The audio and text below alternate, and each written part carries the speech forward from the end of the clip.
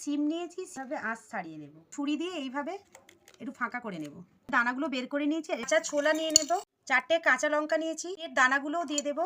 চামচ পোস্ত দিয়ে দেবো। 1.5 চামচ কালো সর্ষে দেবো। 2 চামচ নারকোল কোড়া দেবো। সাথে আমি পেস্ট করে নেব। জিরে ফোড়নে দেবো, চিলি ফ্লেক্স দেবো, টমেটো কুচি দেবো, মতন লবণ দেবো, একটু চিনি দেবো। সর্ষে পোস্ত কাঁচা লঙ্কা যেটা পেস্ট করে নিয়েছিলাম টমেটোর মধ্যে দিয়ে দিলাম। ছেড়ে নিয়েছি, ধনেপাতা কুচি দেবো। এটা আমার হয়ে গেছে, এরপর আমি তুলে নেব। একটি বেসন নিয়েছি আর সামান্য একটু হলুদ গুঁড়ো দেবো, লঙ্কা গুঁড়ো দেবো, মতো লবণ দেবো, একটু কালো জিরে দেবো, খাবার সোডা দেবো। জল দিয়ে ঘন একটা ব্যাটার আমি রেডি করে নেব। ব্যাটারটা আমি রেডি করে নিয়েছি।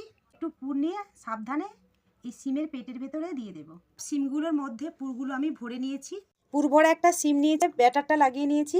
সিমটা তেলের মধ্যে দিয়ে দেবো, লাল লাল করে একটু ভেজে নেব। সিমটা আমার ভেজে নেওয়া হয়ে গেছে, এরপর তুলে নেব। সিম দিয়ে মুখরোচক রেসিপিটি আমার রেডি। আর এটি যেমন দেখতেও সুন্দর, খেতেও দারুণ টেস্ট।